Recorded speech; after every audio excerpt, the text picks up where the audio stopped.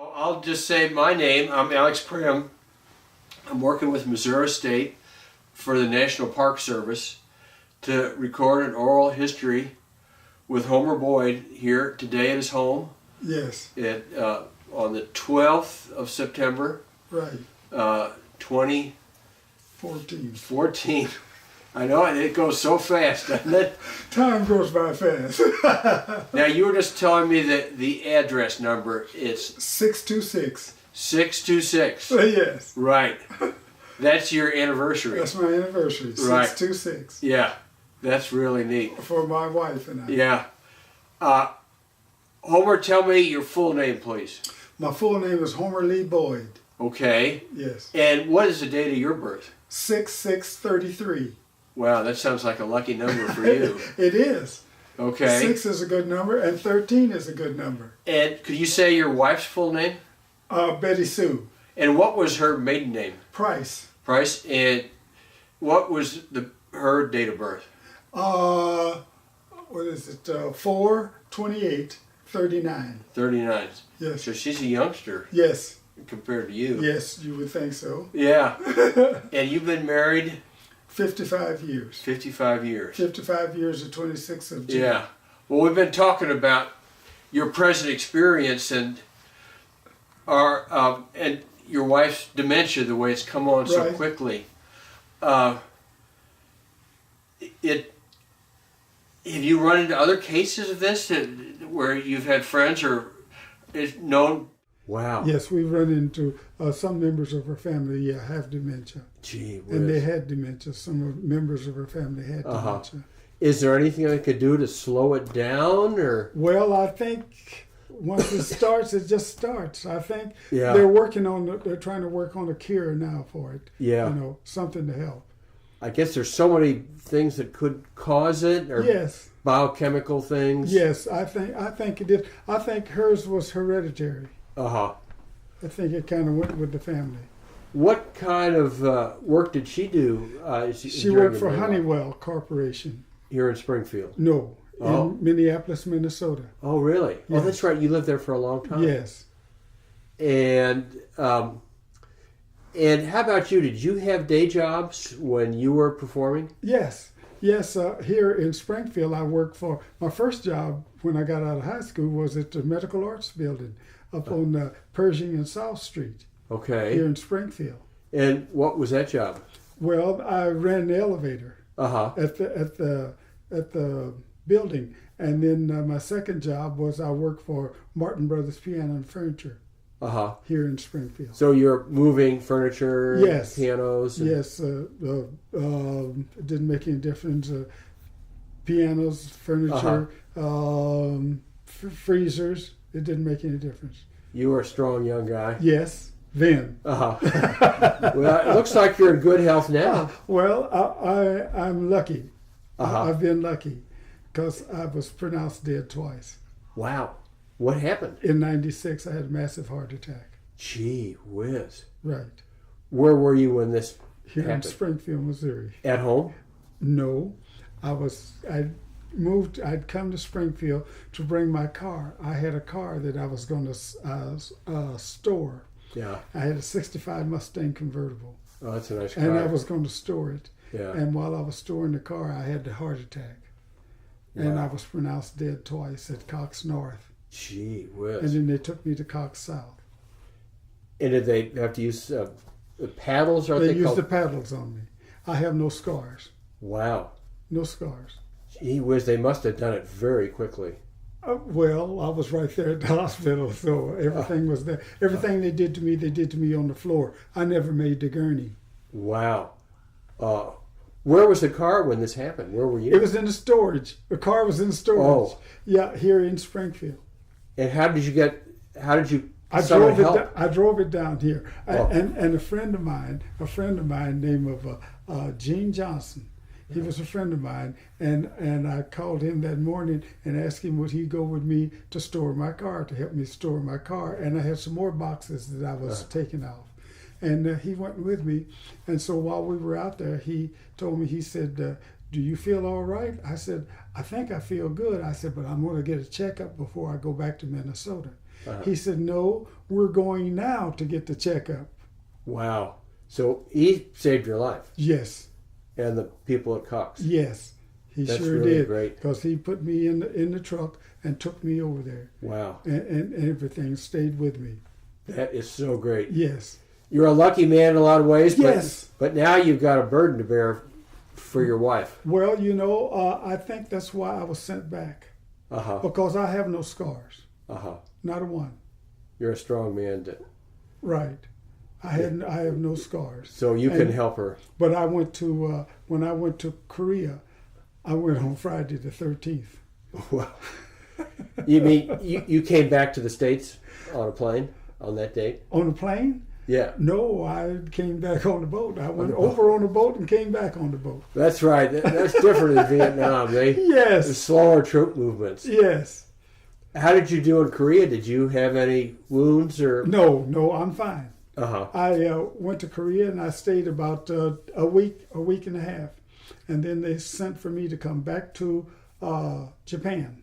Oh. I stayed in Japan the whole time. I was in anti-aircraft artillery. Oh, wow. And so we had to do that, and I had to do that. So we learned how to. I was a railman on this gun. On the gun, Uh-huh. and we had 48-pound shells, Wow.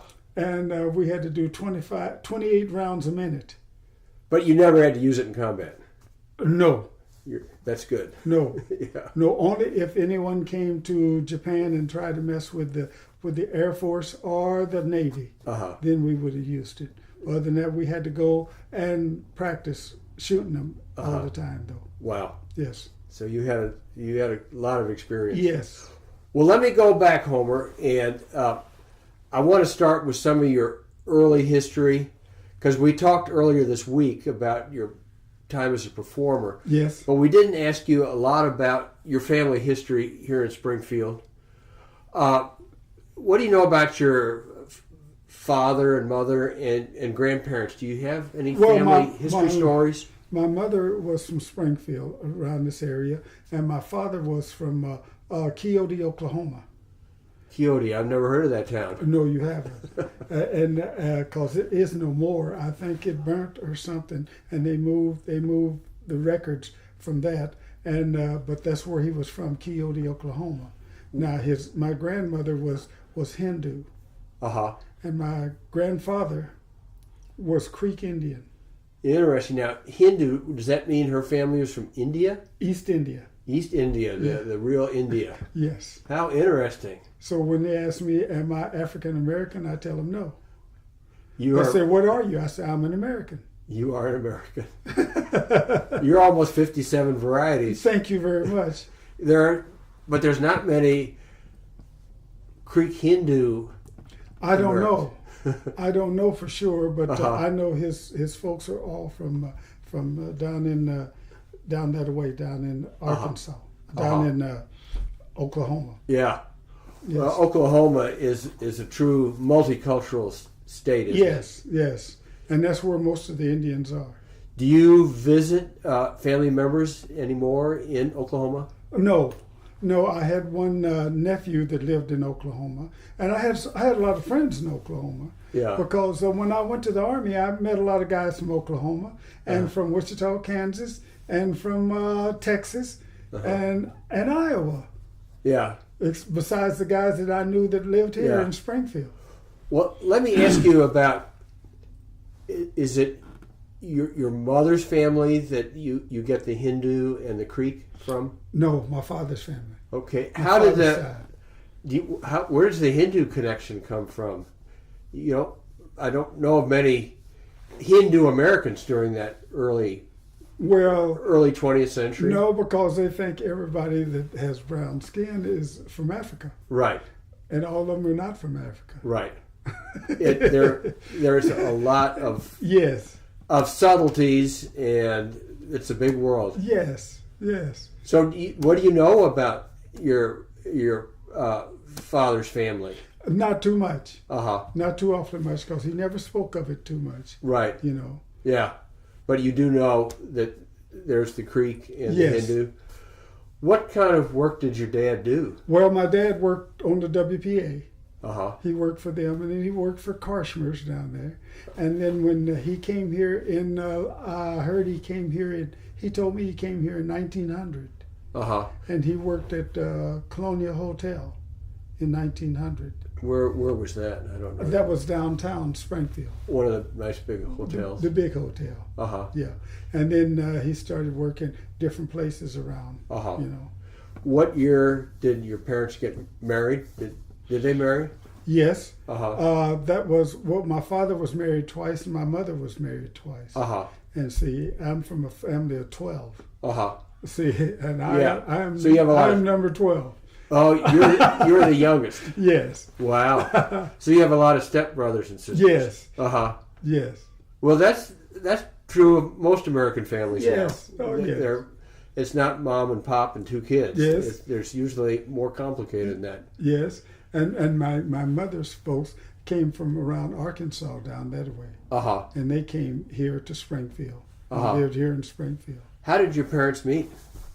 That's a good question. Do you know much about it? No. What are your favorite memories of growing up in Springfield? Everybody was friendly back then.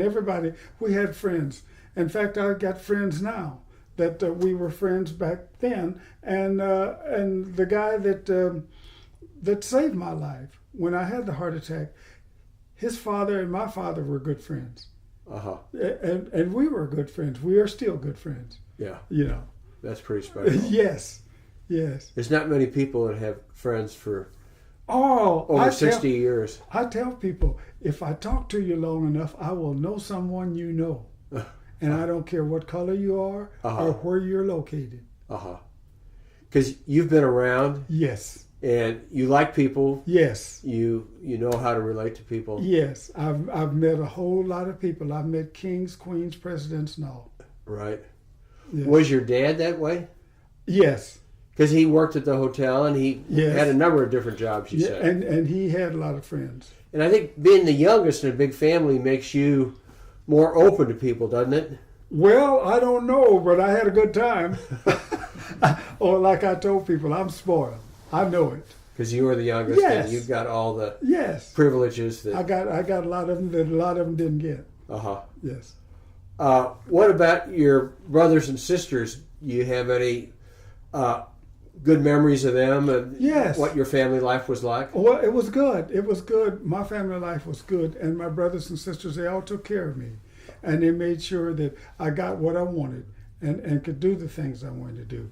And I started out in show business at an early age. What were some of your early experiences in show business? Well, I started out as a tap dancer, and I was about 8 or 9 years old.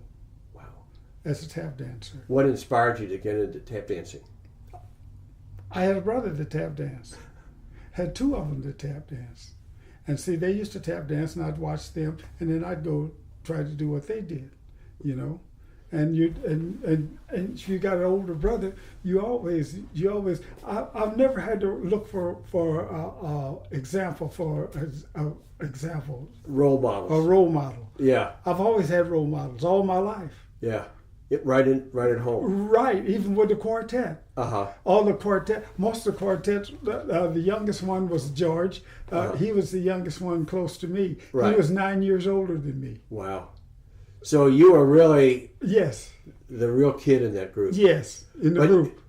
Did you, when you were growing up, did you see much live entertainment in the Springfield area? Yes, it was a lot of live entertainment. Springfield was loaded with live entertainment, and they had their own band. Had their own band and everything, and people here, and we did all shows for USO and everything. Back when I was a kid. When you were a tap dancer? Yes. What other skills did you develop as a youngster? Well, I started messing around with, in the band. I played in the band, in the high school band, and around, most of the time I sing. What was your instrument? Drum. I played drums in high school, and I was a drum major of the band. Did you ever work as a drummer? Professionally? No, not professionally, no. You were a singer? Yeah, I was a singer. Yes. Did any of the music you saw around town influence you? Did any performers were friendly, or did you get to know performers as a young man? Yes, I got to know. There was a group here called the Harden Brothers, and they sang because they sang on old Major Bowes' program. That's a long time ago, probably before you was. Yeah, I hadn't heard of Major Bowles. Yeah. Now, who was he? He had a thing like Horse Height. He had a variety show like Horse Height, and people would amateurs would come on there and try to make it. And it was broadcast on the radio? Yes. Uh-huh. Back then. Yes. And were you on that program? No. You were too young. I was too young. But I remember the program, and there was a group called the Harden Brothers, and they sang, and they were good. And they were from Springfield. And I used to watch them sing, and then I saw the Philharmonics. I saw them start singing, and when they started singing, then I said, well, maybe I'll just try that. And so I used to sing by myself, with bands and stuff like that, and around Springfield and areas. And they asked me, would I like to sing with them? And I said, yes. Yeah. Let me go back to the Harden Brothers. Were they African American? Yes. And did they have a good career? Were they able to travel and perform? Yes, they did a little traveling, and they did a lot of performing. And they were from Springfield. So they had sort of set the course for the Philharmonics. They set the course for me and for the Philharmonics. Mm-hmm. Yes. Did they record at all? I think they did. Uh-huh. I think they did. I'm not sure, but I think some of their recordings are out there at SMU. Uh-huh. MSU. They should be out there in Dr. Littler's collection. Oh, that's great. Yes. Well, let me ask about the music scene and the theaters here in Springfield. Were they segregated when you were a young man? But could you still get in? Was there a section where you could sit? One. Only one. Only one, and that was the Landers Theater. Oh, right there on Walnut? On Walnut. That was the only one? That was the only one. Huh. Yes. Well, now, were there theaters or performance venues where black people could go? No, not really. No. Only place, when we had our shows and stuff, we would have the shows at, they used to have a thing they called the dance hall. It was a big hall in Silver Springs Park. Oh. And we'd have them there. Was that a city park? For black folks. Wow. Yes. How about among the musicians when you were growing up? Were the musicians more open-minded? Would they welcome you to rehearsals or... the bands here? Yeah. Yeah, most of the bands and some of the guys. One guy, his name was David Bidell. Uh-huh. He was a drummer, a top flight drummer. His friends was Louis Bellson, Gene Krupa. Those were his friends. Oh, wow. Yeah. And he was my neighbor. Wow. Not only my neighbor, he was my bank. Wow. When I was growing up, when I was a little kid, he was my bank. Really? See, yeah, I never had to worry about nickels and dimes and stuff like that to go to the store because he helped you out. Helped me out. Wow. And he was he a professional musician? Yes, he was. Wow. So he traveled. He played with Nellie Lutcher and all of that group. He played with big groups. Now, I don't know Nellie Lutcher. Oh, no, you wouldn't. but he had a place here called the Drum Key. Uh-huh. And he taught a lot of people here how to play the drums. Uh-huh. Yes. Well, Springfield, I've read just recently, had up to the 50s and 60s, they had a very active music scene, and they were rivaling Nashville at one point. Oh, with the Jubilee, yes. Yeah. Yes, that's how the Jubilee, most of them were coming here. Uh-huh. Red Foley, I think, came here from Nashville. Uh-huh. How about for African Americans and other people? Was there a good music scene? It was a good music scene, but only in private clubs. And stuff like that. Because it was still segregated. Well, we were one of the first ones to break out of here and go to national television. The Philharmonics. Philharmonics. Uh-huh. Yes. How about the Harden Brothers? Did they ever get that kind of audience? They probably got that audience because they were doing a lot of stuff out of New York. Oh. So they were quite professional. Oh, yeah, they were quite professionals, believe me. Uh-huh. Are any of those members still alive? Well, one of them used to be with the Philharmonics. Oh, really? He was an original with the Philharmonics. Oh, I see. See, and then after that, after he left the Philharmonics, then he went to Connecticut and became a justice of the peace. Oh, wow. And then he moved back, before he died, he moved back to Springfield. And who is that? Joe Neal Harding. Uh-huh. Yeah. Wow, he sounds like a very smart man. He was a nice guy, too. Uh-huh. All of them were nice. Yeah. And most of them were here. Right. And they were brothers. Uh-huh. And, really? And when one of them passed away, then the uncle started singing with him. Oh, wow. But that music was so tight, it wasn't even funny. The harmony was and everything was so tight. Wow. They were good. They were just good. So they inspired the Philharmonics. They inspired the Philharmonics, and they inspired me. Uh-huh. I know that. And the Philharmonics helped because I used to watch those guys. They used to participate in Springfield Days. Uh-huh. They used to have Springfield Day here. And what was that? They would bring people in from out of town or local musicians and stuff. They would perform here all over town. It was a downtown. festival? Yep. Who sponsored that? Who got it together? Oh, I think it was just the city, just Really? the Chamber of Commerce. They wanted to promote the art and the music. Of Springfield. It was called Springfield Day. Yeah, Springfield Day. So it was usually a weekend? Yes, it was maybe 2 or 3 nights, yeah, about a weekend. And these guys would sing. Wow. And I'd go watch them sing. And not only that, they would be down on St. Louis Street, which was old Route 66. Right. They would block it up. Wow. With the crowds With and the the musicians? They would block it up. Uh-huh. Yes. Well, let me go back and ask one thing. I didn't finish asking. I asked about your dad. What about your mom? Well, my mom, she was from here in Arkansas. Okay. And then she moved here. Right. And she started, she sang in church. Oh, uh-huh. Her and her sister, they sang in church. What church? I guess, like we did. You went to a lot of different churches? Oh, yes. I went to a lot of different churches right here in Springfield. Uh-huh. And all over the city and all over the state. Rural areas and yes. Really, you traveled doing gospel music. Yes, we did gospel music and whatever made money. Uh-huh.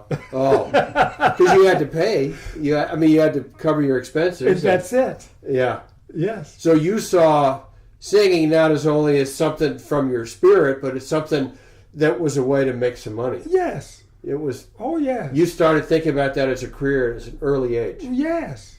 Well, of course. That's really neat. Well, of course. Did they encourage you to look at that as a career? Well, your parents? Yes. No, my parents, they never said anything about me as long as I did music and sports. Uh-huh. I did a lot of sports too. See, and so. What was your sport? Basketball and baseball. Those are the two big ones. Yes. Uh-huh. Yes. And you were good at those? I tried to be. Uh-huh. Yes. Yeah. We played pretty good. In the Army, we were all Far East Command champions. Oh, wow. That's great. So did you get to play baseball as part of your I played baseball. MOS? Yes, I played baseball. We were all Far East Command champions in baseball and basketball. Oh, how great. Yes. So and you were drafted into the Army? I was drafted into the Army, yes. So you had a good experience, basically. Yes. Uh-huh. You're one of the lucky ones. Yes, I would say so. Uh-huh. Now, you went in after Harry Truman integrated the Army, didn't you? Yes. How did that work out? What was it worked out good because Truman was a friend of mine. Oh, really? Now tell us about that. Until he sent me that letter. Oh, greetings. Greetings. Yeah, when he sent me my greetings. And then, we were still friends. That was about it. But he was nice. He was good. A good man. Did you ever sing for him? Yes. Where? Here in Missouri. Really? Yes. And we had dinner together. Uh-huh. And everything. And he was Wasn't it his daughter who was a pianist? Yes. And so he liked art and music. He liked art and music, and not only that, he was a good person. We had fun together. Uh-huh. And I learned a lot from him. Uh-huh. Yes. About how to deal with people. Uh-huh. See. So did you ever get to know him a little bit? Yes. You had some one-on-one talks with him? Yes. In fact, after we finished dinner, we had a receiving line. Uh-huh. And I stood beside him in the receiving line. Oh, how nice. Oh, it was fun. Was this at his house in Independence? No, it was here at one of the places here in Missouri. Uh-huh. And we had dinner and everything, and they had a receiving line, and I stood right beside him. Yeah. And he taught me a whole lot, just standing there. He was a very open-minded guy. Very, very. Yeah. Very. Yeah. And he didn't pull any punches. If he liked you, fine. If he didn't mess with you. Yeah. Yes. That's really great. But he treated you nice. But one guy came up to him and told him, said, "Hi, Mr. President." He said, "Well, hello." And he really talked to this. He talked to this guy like he'd known him all his life. Really? You know, and he said, "Do you remember me?" He said, "Well, of course. I remember you, your mother, your father, your sisters, your brothers, and everybody." And so when he left and he walked away, and they asked me, I asked him, I said, "Mr. President, did you know that guy?" He said, "Never seen him before in my life." He said, "But isn't he happy? He thinks I know him." Uh-huh. Yeah. He said, "Always remember that." I guess he wanted to make people happy. Yes, he did. He knew how to Yes. tune into people. Yes. Yeah. Some politicians have that ability. Well, it doesn't cost anything to be nice to people. Right. Yeah. If you're nice to people, people will be nice to you. Yeah.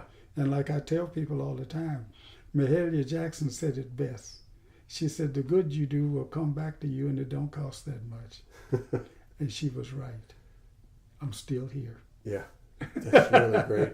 I'm still here. Yeah. And when she told me that, I was 17 years old. And you've remembered that? I remembered it all this time. And she was in Springfield? We were out in Illinois, up by St. Louis, and we was doing a show. And she happened to be on the show. Wow. And she came and she talked, and I thought that was the greatest thing that could happen to me, too. Yeah. Well, as a young man, I want to ask you a little bit about what segregation was like in Springfield. Well, it hadn't changed too awfully much now. Really? You think it's still somewhat segregated? Oh, yes. Really? Oh, yes. And only a fool would think it's not. Yeah. You know, if you've lived it, you know it. Well, it's not segregated by law anymore. Not by law. Right. But law is not where it's going to take. What it's going to take to stop it. You can tell how people relate to you. It's got to be with the people. And there's still a lot of closed-minded, hard-hearted, bigoted people. It is. It's sad, but that's the way it is. Do you think, what percentage of the people that you encounter around town do you feel are sort of closed-minded, hard-hearted? Oh, I really wouldn't. You wouldn't have an idea. But unless I run into them and talk to them, you know, it doesn't take long. If you've been exposed, then you know what's going on. You can feel it. Oh yes. I watched this movie 42 with Jackie Robinson. I've heard that, but I have not seen that movie. Look at it. Okay, it's a good one. And when you look at it, think of me. Okay. I'm going to write that down. When you look at it, think of me. Because everything he went through, I went through it. That's a real recent movie, too, isn't it? Yes. Okay. I've been through it. Okay. I've been there before. So, when you were, what about as a young man, what most made you sad or angry about segregation here in Springfield? It was just the idea of it. You know, it doesn't have to be that way. Yeah, I've heard some societies, they don't look at your color or your... Well, they're not discriminatory. I think what it is, I think we're a lot closer to the end of this thing than we think. And what do you mean? Because I think he's given us everything in the world. Who has? God. Right. Has given us everything in the world. Yeah. And what have we done with it? We've thrown it away. Well, we haven't destroyed the planet yet. Almost. We're getting close. We're ready. Yeah. We're ready. 8 of them things go off at one time. It splits the earth. Yeah, we don't want to do that. And there's no place else to go. Well, let's go back to your childhood. Let's not get too philosophical. So people's attitudes made you depressed and not feel like part of the community? Yeah, some of them. Yes. Yeah.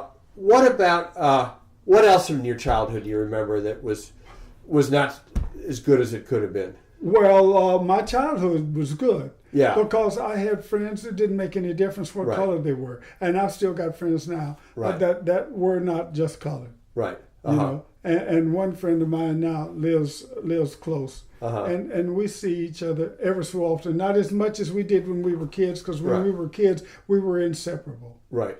But I lived on Fremont, and he lived on Rogers.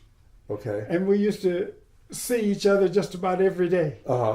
And talk to each other. And not only that, when I lived in Minnesota, he happened to be in Minnesota, and he came over to see me. And we were talking about different stuff, and he told my wife, he said, this is what he said. He said, Homer and I do not know anything about this thing they call integration. We've always been close.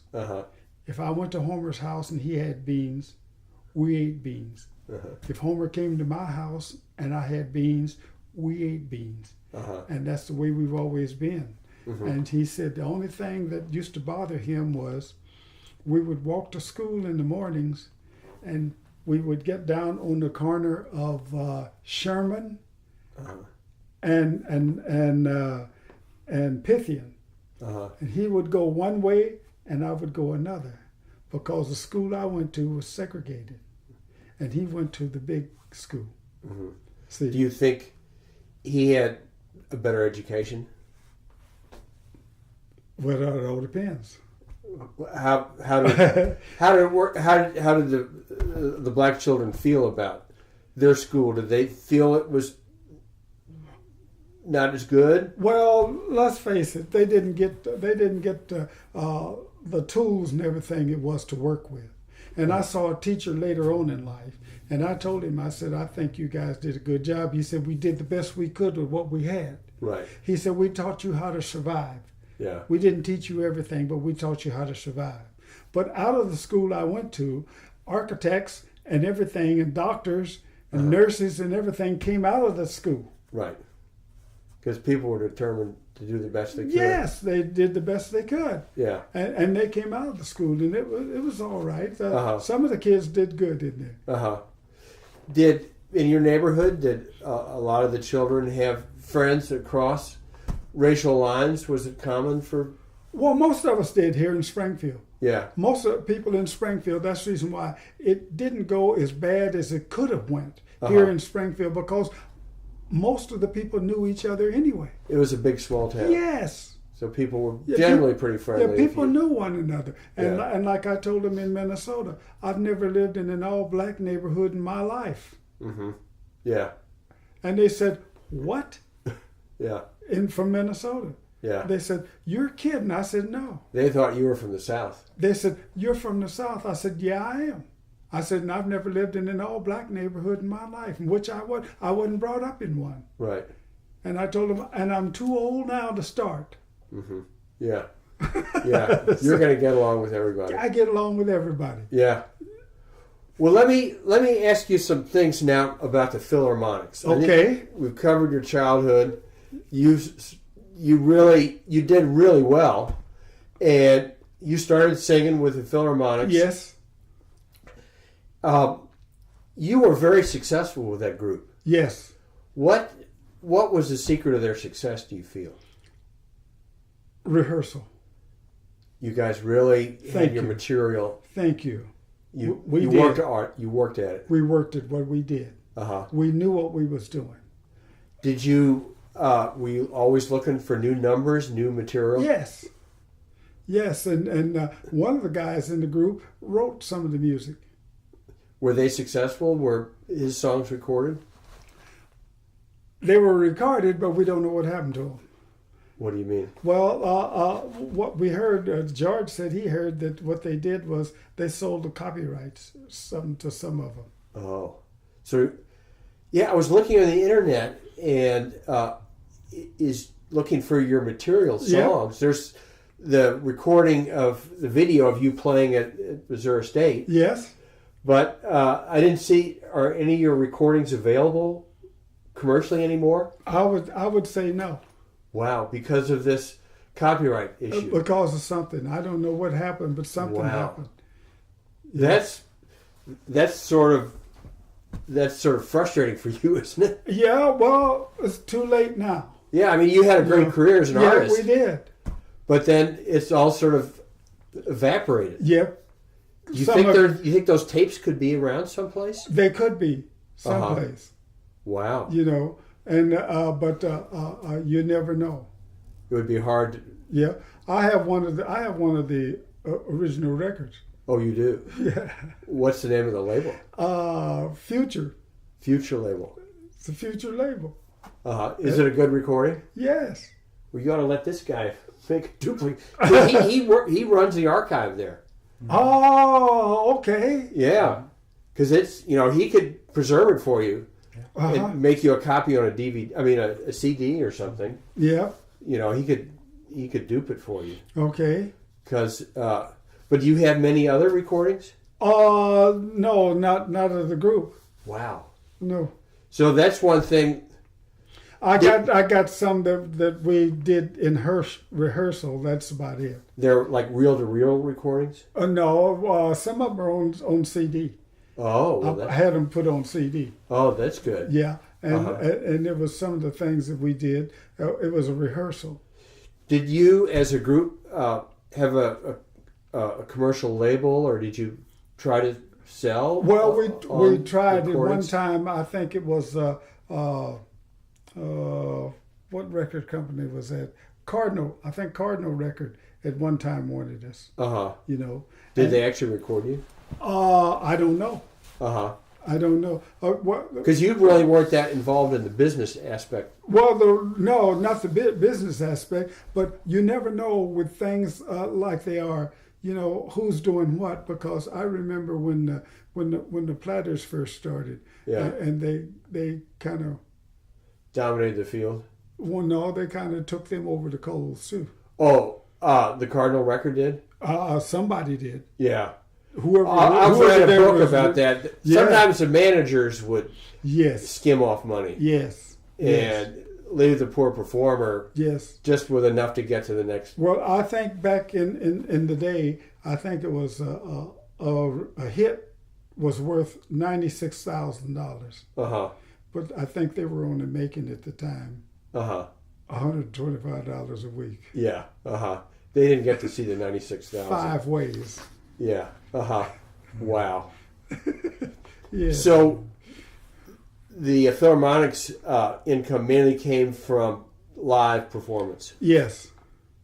So that's why you toured so much. We toured, and not only that, we did our thing with the television. And when we were down in Branson, we ran the show down there in Branson. What was the name of the show you were from? It was from the Tapella's Country Club.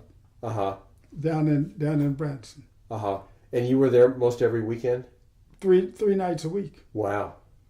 It was like Tuesday, Friday, Saturday? Tuesday, Thursdays, and Saturdays. Oh, that's great. Yes. So you had good audiences there? Oh, we had a packed house every night. Wow. Is that club still going? No, I don't think so. No. I've never heard.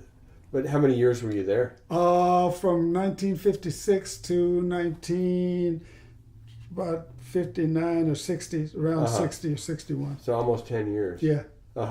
Yeah. Wow. That's great. I've heard of a club just south of Springfield called Riverside. Oh, yeah, we used to go down there too. And you played there too? Well, we played there. We played all over these clubs. Yeah, most of the clubs. So that was your bread and butter? Yeah. Playing live? Yeah, singing live. Singing live. Yeah.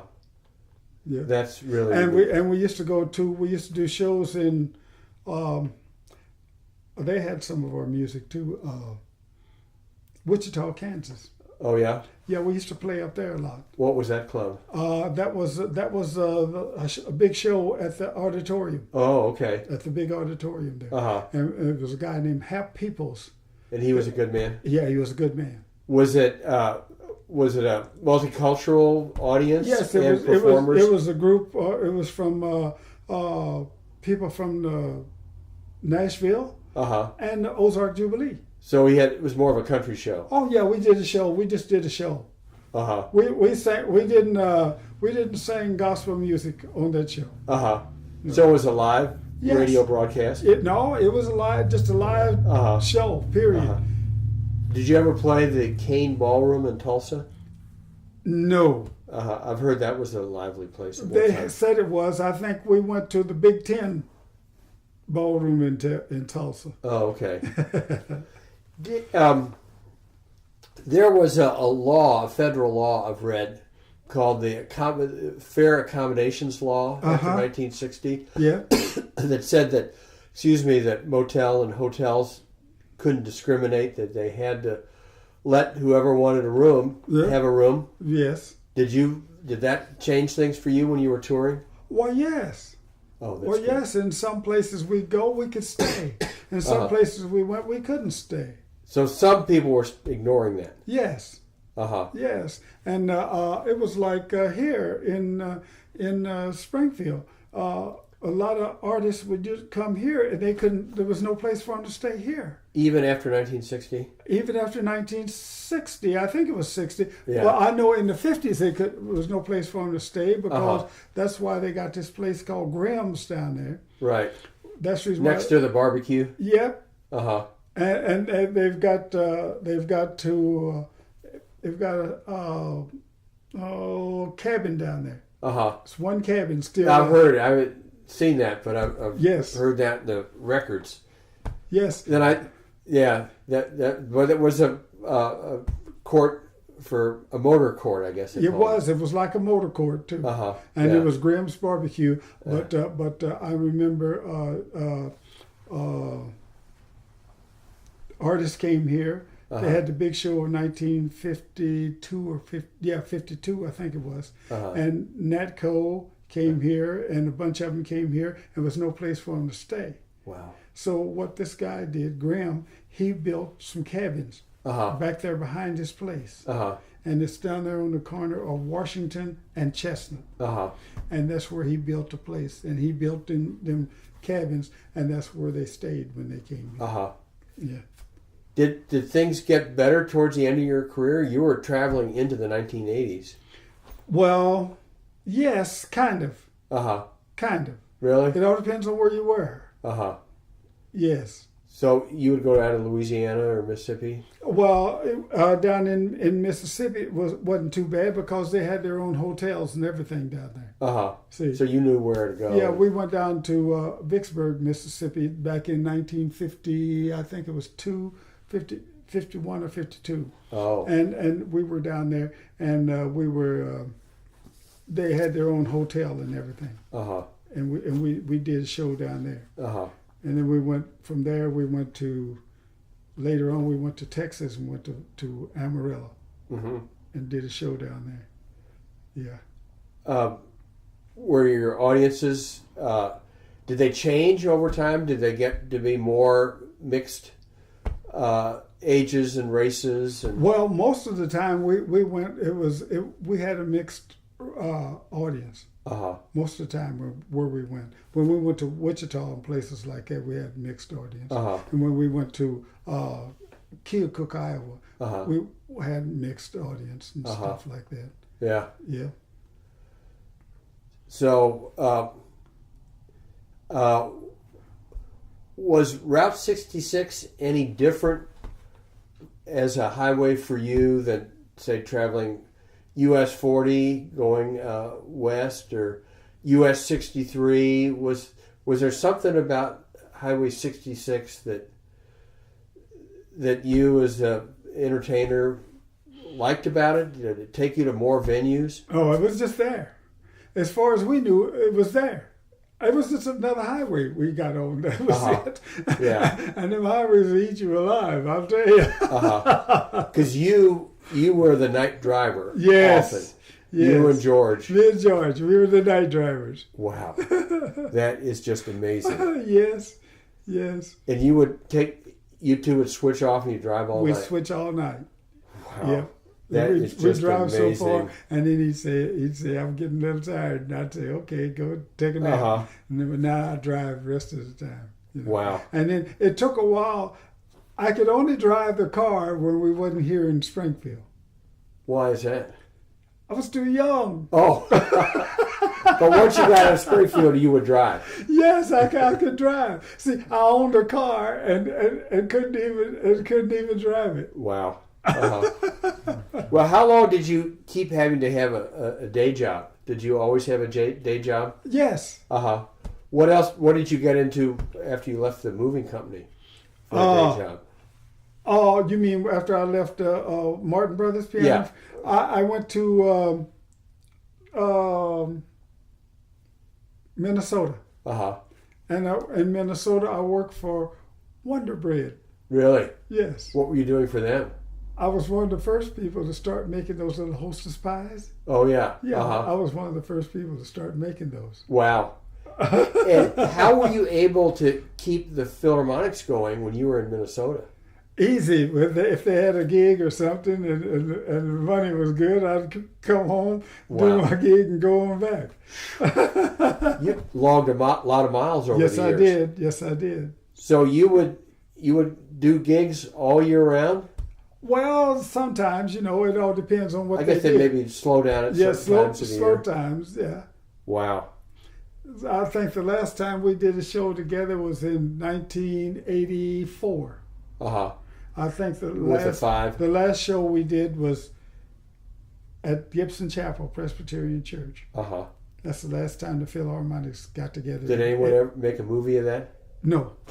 That's a shame. No. But it's in your mind. It's in our mind. Was that pretty special? After that, the guy started dying. People were getting up there. Yes. See, because in 1970, Chick Rice passed away. Oh. That was a baritone singer. And he did the talking. Did you find another baritone? Was there? Who filled in for him? Oh, you became a baritone? Yes. Wow. Gosh, that is just amazing. Yes. You learned how to do everything. Well, then we got everybody left. The tenor left. When the tenor left, we got another tenor. And we got, his name is Lynn Clay. And he is the nephew of the tenor player we had. The tenor player that we had, James Logan. Wow. It's his nephew. And he rehearses, and when he rehearses, sometimes he sounds just like his uncle. Oh, that's great. Yes. Wow. And it's surprising. And I told him he's scary too. I said, you scare me at times. Yes. Well, I'll tell you, I feel very honored to know you and interview you, but I feel a little bit angry that you don't have recordings of your singing. Well, I've got recordings. But they're not available to the public. No. Yeah. I've got them just for me. I got a thing. I got it on CD. I took it and run it off of a regular cassette. And had it put on CD. Well, maybe David could work with you. Get something available for the public, because it's something. Yes. I think you have a big insight, a big part of Springfield history. Yes. I think you're known as one of the most successful music groups, choral groups ever in Springfield. To come out of here. Yeah. And it was one girl that that left here, that she started singing with the what's the girl's name? Supremes. Oh, really? Yes. Really? And she was one of the early members of that group? No, she's a member of the group now. She sings with what's her name? The girl that's got it now, Florence. Is it not Florence? But there's Diana Ross. She was the famous one, I think. No, the one next to her. Okay, I don't. She's singing now. Really? Yeah, they're singing now. It's still the Supremes. Yeah, still the Supremes. Wow. And they're just as good. Yes. Have you seen that movie? I just saw it last year about black backup singers. Oh, what's that called? It's got the Raylettes in it. Yeah, I seen it. Yeah, I seen it. That's a great movie. Yes, and it has a lot of truth in it, too. Yeah, because it's often the backup singers who really created the sound. It has a lot of truth in it. Yeah. Yes. Did the Philharmonics ever be a backup group singer for a particular individual singer? Oh, yes. Really? We did it for all of them. Really? Porter Wagner, all of them. Really? We did shows for all of them. Wow. Yes. So you might be on some of those other recordings. But you never know. Yeah, right. You never know. Somebody who's a musicologist is going to have to research you guys. Yes. I can see this is a PhD project here. Well, we did a lot of backups for people. Really? Brenda Lee, the whole shot. We did shot for everybody. Brenda Lee was really sort of like a flash of lightning. Snooky Lance and them guys, when they came here, well, we backed them. Yeah. Well, tell us a little bit about Speedy Haworth. What kind of guy was he? Good. He was a local musician? Yes. And why did he stand out among the locals? Oh, when Speedy started playing, he had to stand up on a apple crate. Because he was short. Yeah, to start playing. He played with KWTO when they first started. Uh-huh. And KWTO started back in 1933. Right. Yeah. And see, Speedy was young then, but he played a lot of good music. Uh-huh. He was good. And was he friendly towards the Philharmonics? And He used to go with us, and when we got, in fact, he played the last time we played together. He was with us. That's great. Yes. You know if he is still alive? No, he's not alive. No. But he had a long career. He had a long career, very long career. And he was one of the real people in Springfield who made things happen. He made things happen. Not him, and his aunt and his uncle and all of them. Slim Wilson, Speedy Haworth, Aunt Martha, all of them. They were all involved with the KWTO. KWTO. Yes. Did you all have a regular program there? Or yes. Really? KWTO, and we also had one at KGVX. We had one at KY3. Wow. We had one at KICK and KTTS. Wow. We had shows all over. Wow. You really had an amazing career. I've had a good one. Yeah. Let me tell you, I've had a good one. What do you most like about singing as a career? Singing was good. Why? Why is it any better than moving pianos? Well, you was on your own. And not only that, the group was with you. And we were close as a group. We were closer than brothers. We're together. I'll tell you how close we were. When Chick Rice passed away, I didn't know he was dead. I was in Washington, D.C. I left Washington that morning about 4:30 or 5 o'clock in the morning. I drove all day to 12 o'clock that night, coming to Springfield. I told my wife, I said, we're not going back to Minnesota. We're going to Springfield. Didn't know why. I came here and I run into a guy downtown. He told me, he said, where you been? I said, why? He said, they've been trying to get in touch with you all day. Chick Rice passed away. I said, what? They said, Chick Rice passed away. I said, I'll see you. And I went right to his house. They said, well, we've been trying to get in touch with you all day. I said, something told me to come to Springfield. And that was it. That's how close we were. You sensed. Right. Wow. Right. Same thing with George. And he was the first of the group to pass. Chick Rice was. Yeah. Yes. His name was Clarence Rice, and he was the first one to pass. Then after he passed away, then Moss passed away. And then after Moss passed away, then James Logan passed away. And then after James, there was only two of us left. That's me and George. Yeah. We're the only two that's left. Yeah. But you're still performing. Yes. That's really great. Yes. We took the three of us. We had four of us, because as you seen on that thing on the Jubilee, right? I mean on the for Juanita K, yeah, it was four of us, mm-hmm. but we dropped it back to three. Yeah, yeah. What is it about singing that brings out personal qualities of an individual? Well, you're doing something you want to do. You're singing from the heart, not just some music that's up there or something that's in front of you, or a cue card or something. You're singing from the heart. You say, if you don't feel it, don't sing it, because you won't do it any good. You'll wreck it.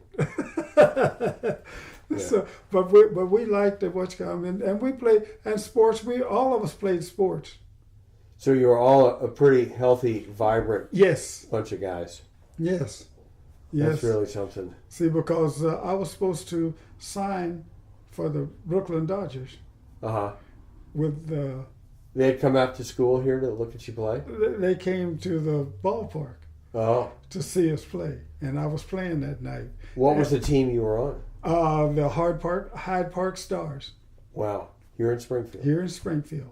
And Mickey Mantle, I was supposed to sign up with him, and they wanted me to go. This is 1950.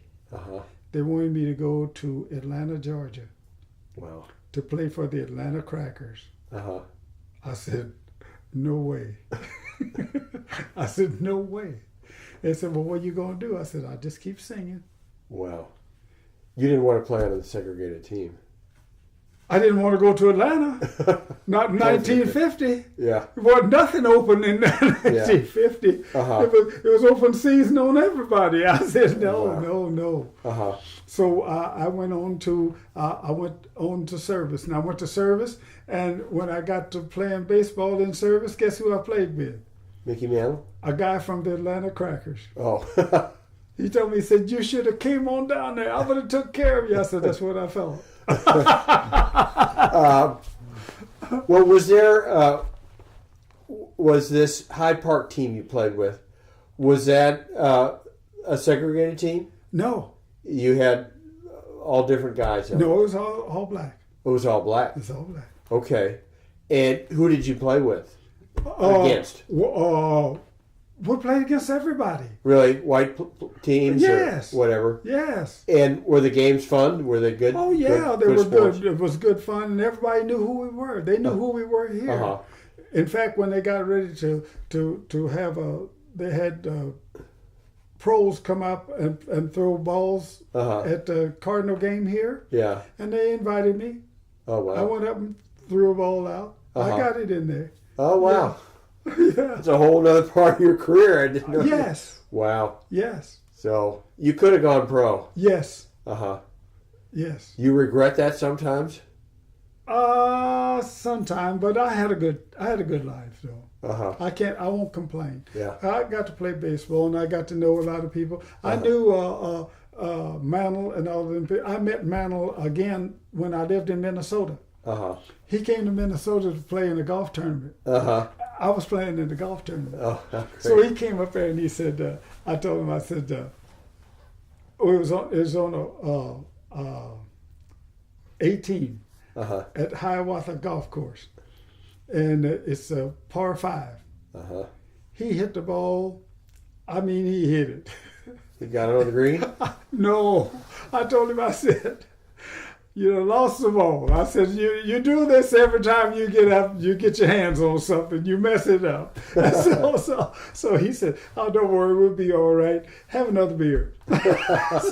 so we went walking. He went up there and he found his ball. And he hit a pitching wedge on the green. Wow. He was a good golfer. Oh, yeah, he was a good golfer. Wow. Sure. Yeah. And he was playing with Billy Martin. Billy Martin was playing with us. Oh, wow. Yeah, we had a ball. He had been the manager of the Yankees? Who, Billy Martin? Yeah. He was manager of the Twins. The Twins. Okay, I knew the name, but... of the Minnesota Twins. Okay. Yeah. You were playing with the top top flight guys. Oh, yes. That's I told great. you it doesn't make any difference to me. Uh-huh. If we talk long enough, I'll know someone you know. Yeah, that's pretty amazing. You got it. And I don't care where you're from. And I've proved that to people right here, Yeah, that's the truth. Yes. Well, I think it helps that you're the youngest of your generation. You learned how to do everything. I did. And you're not afraid to do anything. No.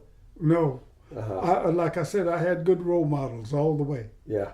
All the way. Yeah. I had a brother that was at one time was number one lightweight competitor Boxing. in boxing. Wow. Yes, and I boxed Golden Glove. I'm not going to say anything to rile you up. No, I boxed Golden Glove. Wow. David, do you think of any questions we should follow up on? No, I think that's great so far. It's Yeah. wonderful. My gosh. Homer is the kind of man. I've done a lot of oral history, and he's the kind of man who could talk all night. Mm-hmm. Yes. He's got a lot of stories. Yes. A And lot know of- a lot of people. A lot of people, a lot of wisdom. And they asked me, they said, will you give me a story about Red Foley? I said, no. You got to know when to hold it, and you got to know when to fold it. Yeah. See? So we're not going to go there. No, because I used to run around with Red. Yeah. See, if But I tell he on liked Red, the Jubilee. I tell on me. Yeah, he loved the Jubilee. Uh-huh. He really kept it going. He kept it going, and not only that, he wouldn't ask you to do something he wouldn't do himself. Uh-huh. And That's really great. And that's what we used to do. We used to, what we do is, like we was Juanita K. I think I told him that last week, when we was at Juanita K, what we do is, Elvis loved gospel. Right. And when we got to Juanita K, one of the guys that used to sing with Elvis, used to sing backup for Elvis, he came to Juanita K. He was with the Jordanaires. Uh-huh. And so we got to sing, and we started harmonizing in the green room. Yeah. Uh-huh. And so he said, let's just get together and let's just sing this one song. So we started singing. We started singing Swing Down the Chariot and different stuff. And we couldn't get out the door. The place was just loaded with people. This is the back of the theater. And They all were coming to hear They you. was coming to hear this. Just you two. No, they said, we want to hear some more. We said, no, that's it. This was just You for won't us. hear no more till we get on stage. Wow. Once we get on stage, then you'll hear more. And that was wow. it. That's really something. And we did that thing at Juanita K, Uh-huh. and that was it. Uh-huh. Well, that's recorded. Good. That's on the internet. It is? Yeah. Uh-huh. Oh my God! Oh yeah, because the guy that did that, his name was Gene Reisner. Uh-huh. He put it on. Yeah, on the internet. It's Well, good. see, he used to play. He used to back Grandpa Jones. Oh, wow. Yeah. See, then what you know is who. Yeah. Yeah. What did you guys do a lot of what we'd call now country music? Yeah, we did country music. Uh-huh. We did everything. We did country music. We did jazz. Jazz. Yes, Rhythm and blues. rhythm and blues So and jazz. you could sing anything. We sang whatever made money. Yes. Yeah. And my wife, Uh-huh. now my wife is roundabout way Right. the sister-in-law to Miles Davis. Oh, wow. Uh-huh. From East St. Louis. Yes. Yeah. Yes. Wow. Yes. So she has some musical roots in her family. Oh, well, she's got roots in her family, yeah. Yeah. Uh-huh. Yeah. Yeah. Miles Davis was a genius. Yes.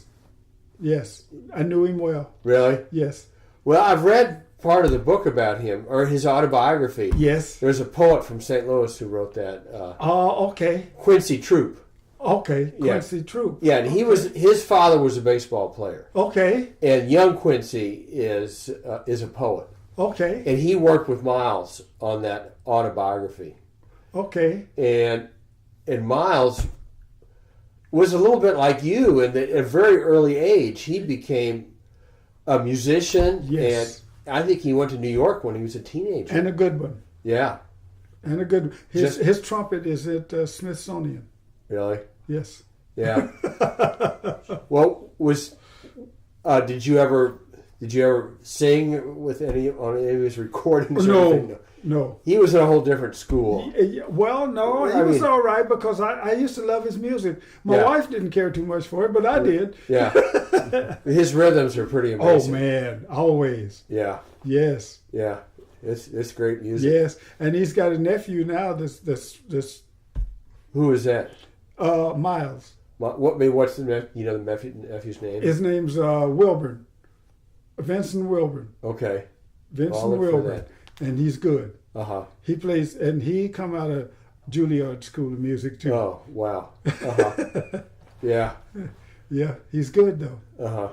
Yes. You really have music. Yes. Deep in your soul. Yes, I have. I've been doing music just about all my life. Yeah. That's really great. Yes. And like I said, when I first started, I started before the Philharmonics. Yeah. See. Do you think you could still tap dance?